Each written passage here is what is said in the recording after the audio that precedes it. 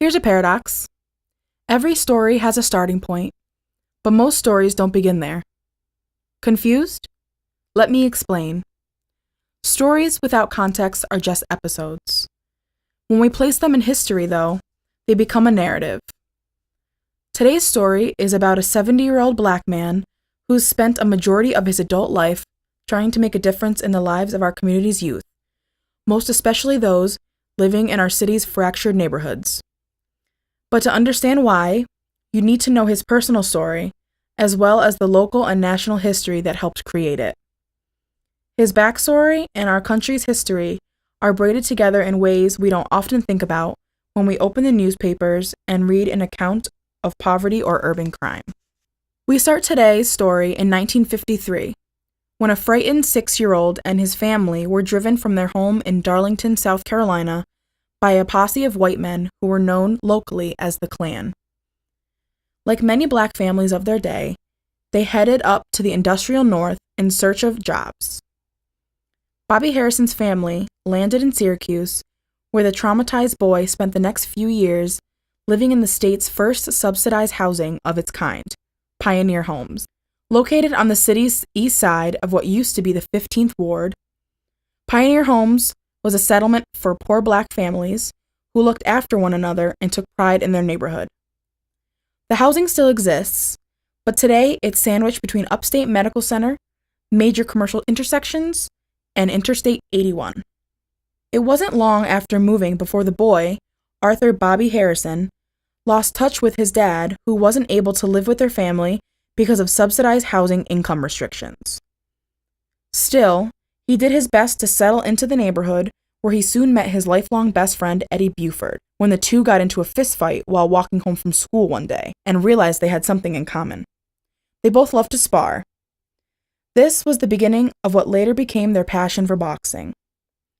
But that didn't happen until a few years later, after Bobby's family was forced to move yet again, this time to the city's primarily Jewish neighborhood on the city's south side, where he and Eddie would pass a community boxing center each day while walking through the neighborhood, but were never allowed to enter it because they were black. The city's racial policies weren't all bad news, though. Around the same time, in the early 1960s, Syracuse made national history for its local efforts to desegregate our city's schools. Did you know that it was an active black community that boycotted, lobbied, and rallied for their children's rights to an equitable education? They, along with some of their concerned white neighbors, were such a powerful force that Syracuse school officials later acknowledged it was this protest from local civil rights groups that caused them to racially balance the city's schools and become a model for the rest of the nation. Unfortunately, with every step forward, there's some pushback, and in this case, pushing back sometimes meant moving beyond city limits, as many who could afford to did after we desegregated our city schools. Some call this urban sprawl. Others think of it as white flight.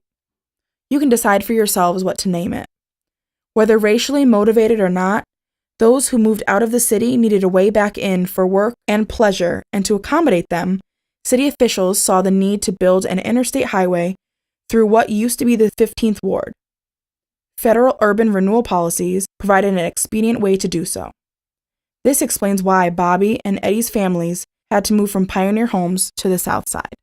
Though convenient for commuters, every decision comes with a price, and for those left behind, the price was and still is fragmented neighborhoods, impoverished, racially unbalanced schools, and a depleted tax base caused by mass exodus that most often left black communities behind, with little opportunity to move out of poverty because of unfair housing practices called redlining that prevented them from buying homes in more desirable neighborhoods.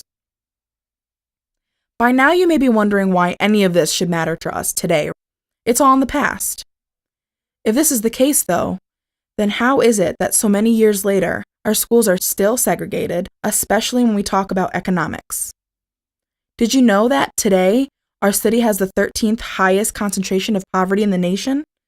Or that as of 2015, it had the highest concentration of poverty among Blacks and Latinos in the nation? Here's where Bobby's and Eddie's stories might help us understand how the past and the present are related. These two men came from similar backgrounds, but Eddie didn't experience the same degree of uprooting, instability, and loss that Bobby did. And for a while, their paths diverged. Eddie Beaufort became known as Eddie Bam Bam Beaufort, a National Golden Glove Award winner who roomed with George Foreman and who earned the distinction of winning the National Martin Luther King Award in boxing. While Bobby Harrison, another Golden Globe contender, wound up in Attica Prison, a tormented witness to the famous 1970s riot and massacre. Two boys had both migrated from the Jim Crow South to Syracuse. Both grew up in the same neighborhood at the same time, but personal circumstances embedded in our nation's history impacted each in profoundly different ways. Fortunately, both survived and are here to fill in the details of how they co-founded and co-own the very boxing center that they were denied access to all those years ago. In honor of their faith in the young people they serve and their hope in our community's potential, they named the center Faith and Hope, a center that earns the distinction of serving young men and women from across all parts of the city and the county, even from areas considered to be enemy territory for some. They do so without charge, using volunteer staffing to coach and mentor those who take advantage of their offerings. They do so because they've lived long enough and gained enough experience to know what it takes to bring our community together, something all of us have a stake in because, as they'd like to remind us all, it takes 4 corners to build a ring. Here's a glimpse of the work they do, the young people they mentor, and the mission they try to promote. So, Bob and Ed, I wanted to talk to you a little bit about some of the material that we've already presented in the documentary before this, and I was wondering if you could talk a little bit about what shaped you into the men that you became. So can I start with you, Bob, to talk a little bit, because I know that you talk with the young people a lot that you work with about what it means to be a man, and I know that what you think of that now is not necessarily what you thought of it as when you were younger. What shaped me out of the person I am today is some of the hardships I went through in life. And that made me realize that I'm here in this life for a purpose, to try to make a difference not only in my life, but those who came behind me in life, especially my children and their children, and some of the young men that I work here in this facility with, to try to make them better men. You know, I was without a dad most of my life, so I know what that meant. So I tried to represent that aspect of a father's image to a lot of these young kids, or I like to call myself a big brother. So, and I know that makes a difference in a person's life when they can have someone to lean on that they can trust. So that, to me, has made me the man I am today. The hardships made me the man I am today, because now I'm a more humble brother, because I understand life for what it is. And so I try to teach in my, some people call it a strange way, sometimes it's a rough way, because I came up from tough love, so I give that tough love out. Because most of my life, once I became close or acquainted and starting to like something, when I was away in New York's final schools of life, it was always taken away from me, because once people find you care about something, they know the way to hurt you is to take that something away from you and stuff like that. So, like getting back to what you asked me, I think my hardships make me a better person, where I can actually talk to these young men about what manhood really is. Great. You know, you talked to me at one time when we were getting to know each other about the few turning points that actually shaped that view of manhood that you experienced. One of the very first turning points of my life, I think I was anywhere from 6 to 8 years old. I was in South Carolina. I was with my granddad. We went to a ride out in the country. I thought out to one of the places that most of the older folk would be at. And while we was there, I seen these guys. Mr. Brother Curtis, could you ask this guy the bag, please? I seen these guys who, if I was to think today, I would thought it was like Halloween, because I seen guys with these white costumes on, but they were sheets. And I seen guys with gray uniforms on. They were police officers. And at that time, I didn't know what a Klansman was. Mm-hmm. I didn't know what that thing called hate was. But I heard black men hollering and screaming. I seen white men beating black men, and that left an indelible impression on me that day, because I can still see it today like it just happened yesterday. Whereas my grandfather, his last words of me hearing from his breathing life was, "If you hurt my grandboy, you might as well kill me now." And that's the last words I heard from my granddaddy's mouth at the age of 7 or 8 years old, because I came here about 9 years old. So that was about a year later we ran up here from the South. And that was one of the most chilling things in my life. Then after that, I was in the Attica riot in 1970, 71 here in New York State. And one of our final schoolings that I happened to go through, I never volunteered to go to these schools, but New York State schools is where I went to, and they were called prisons or juvie homes. And I seen some of the most horrific things done to man by another man on the planet that I've ever seen. And I thought I was a vicious, a tough guy, until I seen the devil at work. And the devil I seen was a human being, just like you and I. He just happened to wear a different color. I think those guys wore gray or blue.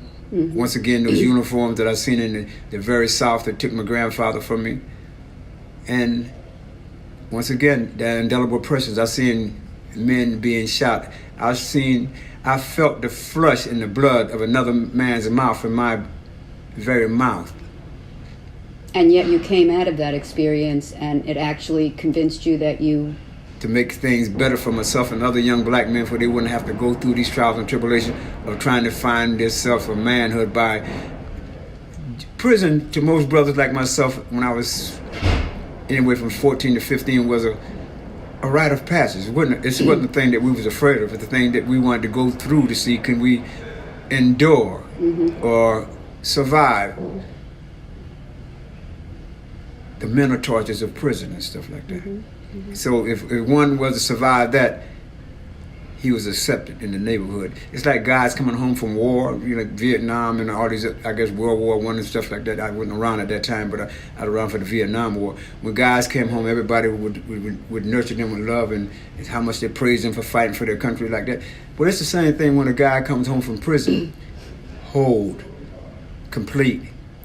People would reward them with love, and because you was a warrior that came back to protect your neighborhood. That's what young guys like myself felt at that time. We felt that it was our duty to protect those who couldn't protect themselves. Today they call it bullying, the bullies of the community. So I see myself as a bully finder and destroyer, because as when I was a young adolescent, I remember there was guys who bullied myself also. So once I became of manhood, that's me in prison. That's my prison definition of what man recognized, because I thought man was only meant by muscle and size. So I thought by becoming a big piece of flesh that could do physical harm to another man, I thought that made me a man. Until I realized what a man truly meant to his community and to his people who depended on him. Ed, let me bring you into this a little bit, because you and Bob met during a fight, having a schoolyard fight, and then became good friends. Right. And then you stood by Bob and went to see him regularly when he was in prison, but you also had a life of your own that actually could have been yours, right, Bob? Because you were a real contender in the boxing circle. I was the best. You were. That's what I've heard, even from Ed. So why don't you talk about that experience a little bit? What shaped your manhood through your boxing career? Like what path you took? Well, Bob, he was in prison, so I didn't really have nobody that I could hang out with, because he was my main man, so I'm saying, so my thoughts was, I was gonna try to go to prison with him, get in trouble to go to prison with him, so we'd be in the prison together, because we used to fight people that, fighting people every day was one of our mojos, because everybody wanted to fight us, and we just end up fighting them back, and doing different things to them, So what happened when you went actually to learn to box and become more professional? How did that happen? See, I was one of the top wrestlers in Syracuse in that school.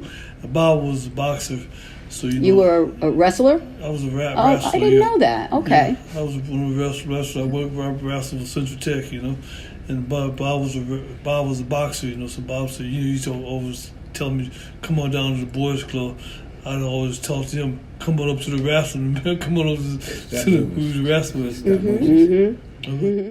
All right, so he messed around, got me down to the gym down at the Syracuse Boys Club, and ever since there, we always I like boxing, I like some of the things that have taken place with boxing. So and I'm still in it today. And I went overseas with George Foreman. George Foreman were roommates. Went to Germany together on the Pan Am team, and George became real good friends and stuff.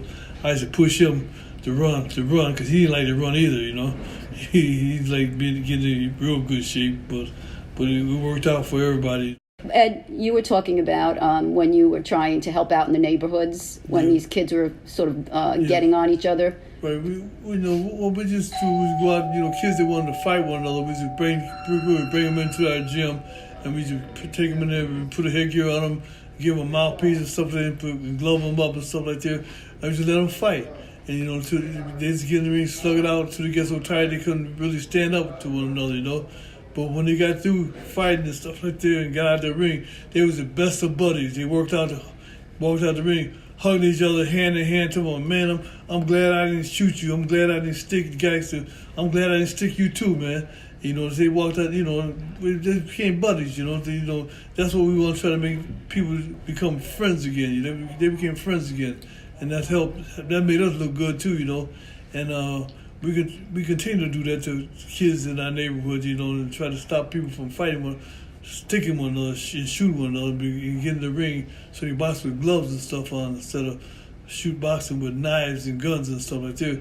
That's what we're trying to do. That's what we're trying to do today also, stop all this shooting and stuff that the kids doing to one another, and taking one another's life and stuff like that, and destroying, not only taking one another's life, but they hurt their parents so bad. They hurt their parents and the kids' parents' life that they took also, And that's what we try. That's our main goal, is try to put a stop to all this here any way that we can, Bob, you sound like you're looking like you wanted to add something there. Like I said, a lot of kids look at it as a rite of passage, to try to be tough guys in the neighborhood, or just being stand-up guys and stuff like that. But these days, a black eye means a death sentence, and we like Ed said, we're trying to stop these things to get young kids. If you have problems, if you can't talk about it and have decent conversation, that you can try to come to some closure. Bring it to the gym. If you feel you got to do some physical damage to each other, it's better to do it like that than meeting each other on street terms where someone's got to die. I prefer to see a kid with a black eye, bloody nose, broken leg, or whatever else, than putting in a coffin and the other kids doing 25 to life. You talk about friendship. Me and Ed, that's how we became friends. We became friends we had a fist fight at the age of 10 or 11 years old, but we've been together since that time because we began to respect each other, because he knew I didn't fear him, and I know he didn't fear me. So it was a mutual respect. And talking about some of the most foolish things you could have did as a child. I remember we was about 16 or 17 years old, like in the neighborhood. Fighting was like waking up. We knew we were going to fight somebody that day, because that's what we look forward to doing, was fighting, not killing nobody, but fighting. Well, I remember when Muhammad Ali was here making a speech up on the university. But at the same time, he had some brothers in the group that he was talking to some of the sisters in the neighborhood. So we felt it was our duty to go and talk to these brothers about talking to the sisters from the hood. So on the corner of Genesee and Irving, I never forget the day. It's one of the dumbest things I ever did. I took a swing at Muhammad Ali. I tried to hit him, not slap him. I tried to hit him. And I remember the brother's words, just like as clear as the day.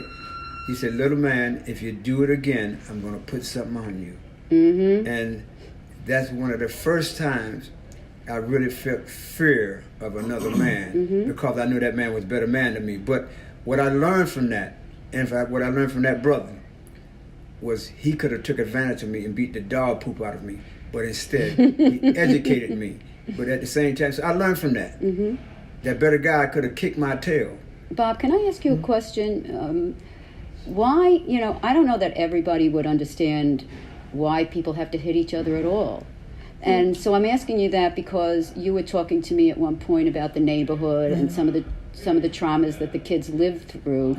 And you want to explain why you think that's a good solution for the aggression? Like what's going on the streets that you would think? It's a lot of times is what happens at home that drives a kid to do bad things in the street. Maybe he didn't eat that day.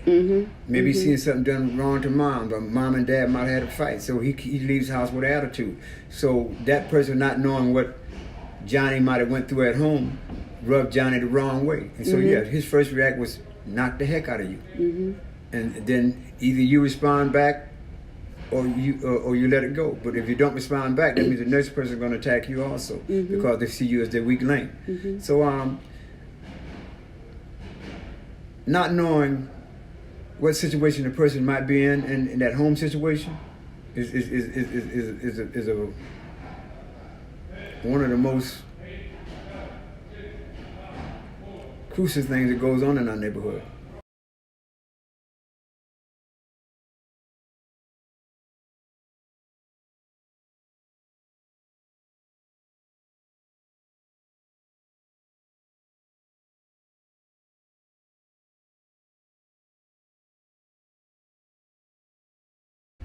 I can see that.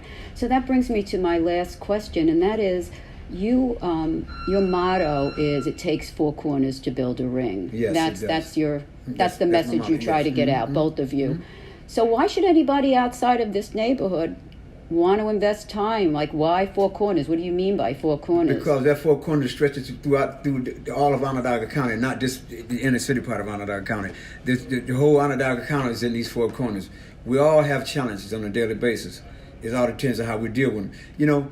In our community, they label our children as gangs and stuff like that. But when there's problems, two people have issues and stuff like that, the brighter person should be the one to say, let's try to bring these young individuals together, let them sit down and have conversation, just talking to one another about the issues, or why can't we see eye to eye? But instead, they separate them. So we work on impulses. When I see you, I attack. You see me, we attack. So it's an ongoing thing. Years ago, they used to talk about the Hatfields and the McCoys, these hillbillies used to kill each other on sight. And that's what's happening now throughout the United States and all of our black communities. There's been more killings in the United States of America, in the inner city core, than there've been in these Iraq war, the Afghanistan war. So where's the war really being held at?